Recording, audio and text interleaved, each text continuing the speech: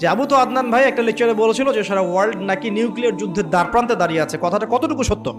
তারা অ্যান্সার দিবে ইনশাল্লাহ। দেখেন, এই শিক্ষিত সমাজ অ্যান্সার দিবে ইনশাল্লাহ। তাকে জিজ্ঞেস করতে যায় না যে বিষয়ে কোনো জ্ঞানী রাখে না। আমার কথা কি বুঝতে পারছেন? যারা এই সেক্টরে পণ্ডিত তাদেরকে জিজ্ঞাসা করেন, তারা বলবে যে হ্যাঁ, এটা মুখোমুখি দাঁড়িয়ে আছে, যে কোনো সময় হতে পারে, হতে পারে, হতে পারে। আমরা নিউক্লিয়ার যুদ্ধ হবে কিনা তা তো আর আমরা কোরআন সুন্নাহয় পাইনি। এতটুকু পেয়েছি, মালহামা হবে। কি হবে?